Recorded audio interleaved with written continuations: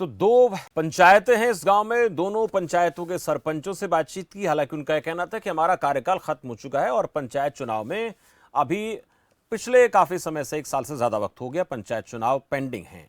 लेकिन हमने आपको सारी तस्वीरें दिखाई। हमारी टीम इस मुद्दे पर सांसद से जवाब भी मांगेगी और साथ ही गांव वालों की समस्या को लेकर बात करेगी। हमने अपना वादा निभाया।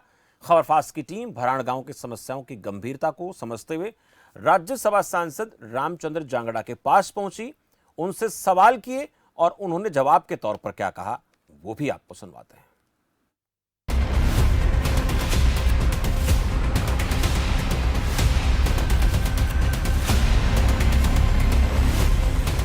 जैसा कि आप जानते हैं कि खबर फास्ट की टीम हर सप्ताह एक ऐसी मुहिम चलाती है जिसका सीधा संबंध आम जनता से हो। हर रविवार को खबर फास्ट की टीम गांव-गांव जाकर जमीनी हकीकत तलाशती है और ये जानने की कोशिश करती है कि सांसद, मंत्री और नेताओं ने आदर्श ग्राम योजना के तहत जिन गांवों को गोद लिया है उनकी जमीनी हकीकत क्या है। क्या उन गांवों में सांसद जी के कहने के हिसाब से कामकाज हुआ है। इसी मामले में आज खबर फास्ट की टीम ने रामचंद्र जांगड़ा जी से बात करने की सोची और उनसे ये जानने की सोची कि आखिर सांसद जी का अपने गांव को लेकर क्या कुछ कहना है। हमारे साथ बात करने के लिए मौजूद हैं राज्यसभा सांसद रामचंद्र जांगड़ा जी, जिन्होंने आदर्श ग्राम योजना के तहत भराड़ गांव को गोद लिया है। चलिए उनसे बात करते हैं और जानते हैं कि अब तक उस गांव का कितना कुछ विकास किया गया है।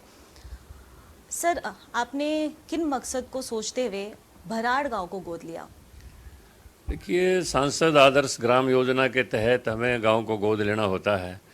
उसमें हम अपने जो पैतृक गांव होता है उसको तो गोद ले नहीं सकते हैं, ये कानूनी एक रुकावट है। लेकिन और जो भी कोई गांव हमें लगता है कि इसमें विकास कार्य पर्याप्त नहीं है, ये पिछड़ा हुआ है कुछ कई मामलों में, तो उसको हम देख के गोद ले लेते हैं। इस संदर्भ में मैंने अपने महम हल्के का गांव भराड़ इसको गोद लिया। तो उसमें क्योंकि काफ़ी बीच में ये कोई न कोई सरकार का काम ऐसा आता रहा। अब पिछले दिनों समझो 20-22 दिन तक आचार संहिता लगी हुई थी और हरियाणा में अर्बन लोकल बॉडीज़ के चुनाव थे, तो हम अधिकारियों को वहाँ पर नहीं ले जा सका।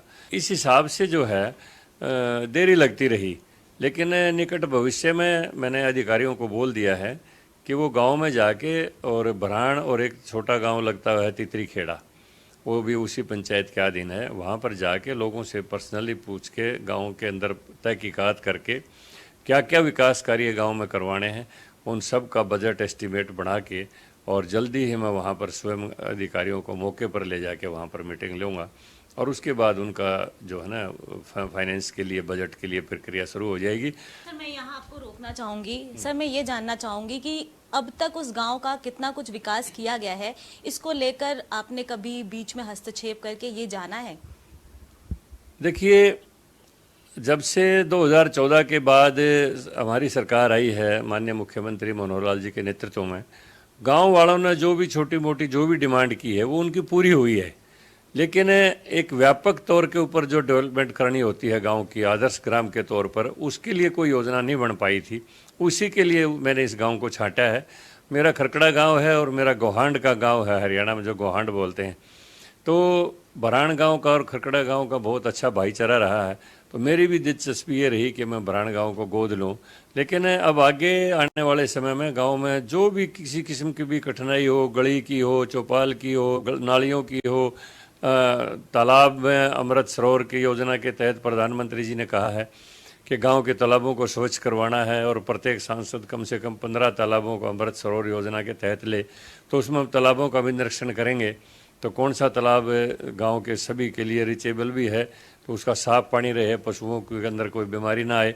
तो इस किस्म की कोई स्कूल की बिल्डिंग की ज़रूरत हो, कोई लाइब्रेरी की ज़रूरत हो, कोई डिस्पेंसरी की ज़रूरत हो, वो सारी बातें अधिकारियों को मौके के ऊपर भेज के हम उनकी जांच कर लेंगे और आने वाले बहुत ही थोड़े समय के अंदर इसके ऊपर कार्रवाई शुरू कर दी जाएगी। सर, जब हमारी टीम वहां पहुंचती है तो उन्होंने देखा कि जो पीने का पानी है वो भरने के लिए महिलाएं गांव से बाहर आ रही हैं।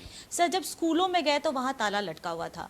सर, अगर सरकारी अस्पताल की बात करें तो सर, अस्पताल में पेड़ पौधे उगे हुए थे, यानी कि मूलभूत जितनी सुविधाएं हैं वो गांव वालों को नहीं मिल रही हैं। और गांव वाले लगातार इसको लेकर ये भी कह रहे हैं कि उन्होंने इस बात की सूचना अधिकारियों को भी दी है, पर इस बात पे कोई भी एक्शन नहीं ले रहा है। इन्हीं सब बातों को देखते हुए जब मैंने पता किया कि बरहान गांव की वास्तविक स्थिति क्या है, तो इन्हीं सब बातों को देखते हुए ही मैंने इसको आदर्श ग्राम योजना के तहत लिया है। और मैं समझता हूँ बहुत ही निकट भविष्य में जितनी बातें आपने बताई हैं वो हमने देखी भी हैं, उन सब का समाधान कर दिया जाएगा वहाँ पर।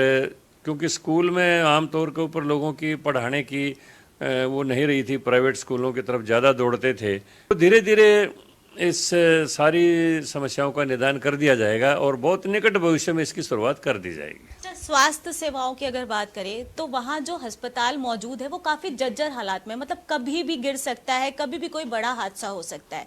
तो सर उस दिशा में कोई तत्काल आप एक्शन लेने वाले हैं? देखिए, वैसे तो बरहान गांव महम से बहुत ही नज़दीक है, 4-5 किलोमीटर है, बहुत ज़्यादा दूरी नहीं है। और महम में CHC बहुत अच्छी तरह से चल रही है, वहाँ स्टाफ भी पर्याप्त है, एक्सरे भी है और दूसरे भी अन्य साधन हैं।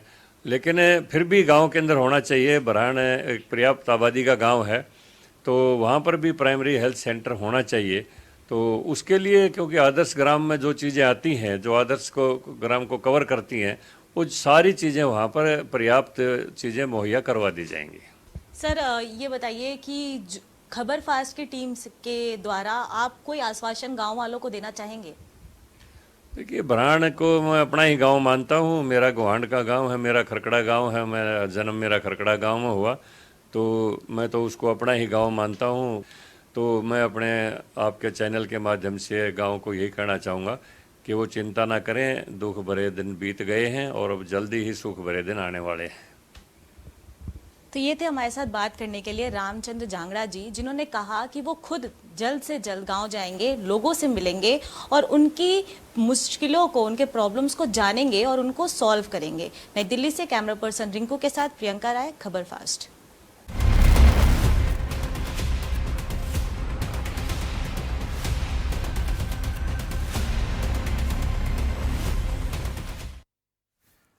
तो खबर फास्ट के कैमरे पर राज्यसभा सांसद रामचंद्र जांगड़ा ने कहा है कि इस गांव की कोई समस्या अब नहीं रहेगी, दुख भरे दिन बीत गए हैं, अब अच्छे दिन आएंगे।